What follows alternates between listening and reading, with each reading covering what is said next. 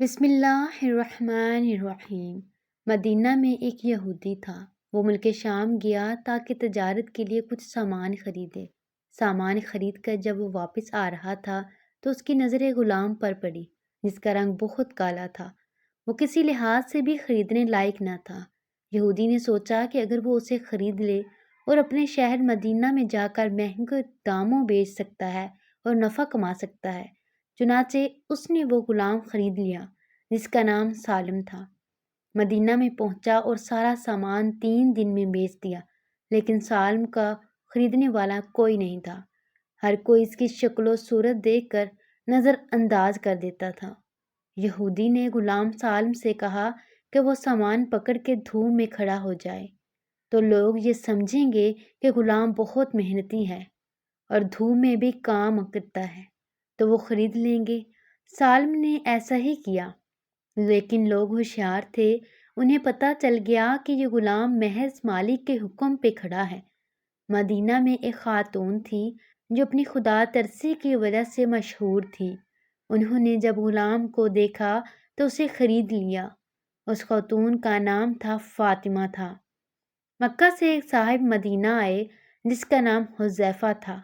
لوگوں نے انہیں مشورہ دیا کہ فاطمہ بہت پاک باز اور خدا ترس خاتون ہے، آپ ان سے شادی کر لیں۔ حذیفہ نے تسلیم کر لیا اور فاطمہ سے شادی کر کے واپس مکہ روانہ ہو گئے۔ سالم غلام بھی ساتھ چلا گیا۔ مکہ پہنچ کر حذیفہ نے اپنے دوست عثمان بن عفان سے ملاقات کی اور اسے خوشخبری دی کہ میں نے مدینہ میں ایک خاتون سے شادی کر لی ہے جو بہت اچھی خاتون ہے اور اپنی پاک بازی کی وجہ سے مشہور بھی ہے۔ لیکن عثمان نے اپنے دوست حذیفہ کی بات پر خاص توجہ نہ دی۔ اس بے رخی کی وجہ سے حذیفہ کو رنج ہوا اور انہوں نے اپنے دوست سے اس کی وجہ پوچھی تو سیدنا عثمان رضی اللہ عنہ نے بتایا کہ میں اسلام قبول کر چکا ہوں اور تم مسلمان نہیں ہو، لہٰذا ہماری دوستی نہیں رہ سکتی۔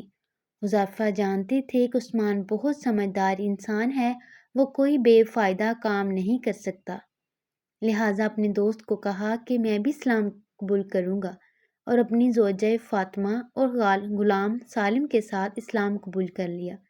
ایک دن آپ صلی اللہ علیہ وسلم نے خواتین میں بیان فرمایا جس میں غلام آزاد کرنے کی فضیلت بیان کی۔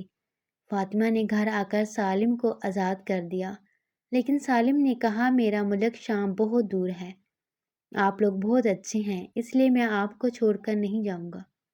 چنانچہ حذیفہ نے سالم کو اپنے پاس رکھ لیا اور سالم کو آپ صلی اللہ علیہ وسلم کے مجلس میں بھیجنے لگے۔ سالم قرآن کی تعلیم حاصل کرنے لگے۔ وقت گزرتا گیا۔ ایک بار یوں ہوا کہ وہ مسجد میں قرآن پڑھ رہے تھے کہ آپ صلی اللہ علیہ وسلم تشریف لائے اور ان کا قرآن سن کر کہا تمام تعریفیں اللہ کے لیے ہیں جس نے میری امت میں سالم جیسے لوگ پیدا کیے۔ اتنی بڑی تعریف تھی کہ اس سے پہلے کسی کے لیے نہیں کی گئی تھی۔ ہجرت کا حکم آیا اور سالم نے بھی مکہ سے مدینہ کی طرف ہجرت کی۔ مدینہ جا کر وہاں کی سب سے پہلی مسجد قباء کے امام مقرر ہو گئے۔ لوگ رشک کرنے لگے کہ ایسا غلام جسے وہ خریدنے کو تیار نہ تھا آج مسجد قباء کا امام بن گیا ہے۔ پھر وقت گزرا، آپ صلی اللہ علیہ وسلم کی وفات ہوئی۔ خلفائے رسول سیدنا ابوبکر رضی اللہ عنہ کا زمانہ بھی گزرا اور امیر المومنین سیدنا عمر رضی اللہ عنہ کی وفات کا وقت بھی قریب ہوا۔ اس وقت سالم دنیا سے رخصت ہو چکے تھے۔ سیدنا عمر رضی اللہ عنہ نے فرمایا اگر سالم زندہ ہوتے تو مجھے امیر بنانے میں کوئی مشقت نہ ہوتی، یعنی میں انہیں امیر المومنین بنا دیتا، کیونکہ میں نے رسول اللہ صلی اللہ علیہ وسلم سے سنا ہے سالم کا دل اللہ کی محبت سے بھرا ہوا ہے۔ سبق یہ ہے کہ قرآن کے ذریعے لوگوں کو عزت بھی ملتی ہے اور ذلت بھی۔ جو قرآن سیکھ جاتے ہیں انہیں اللہ تعالیٰ ایسی حکمرانی عطا کرتا ہے کہ وہ لوگوں کے دلوں پر حکومت کرتے ہیں۔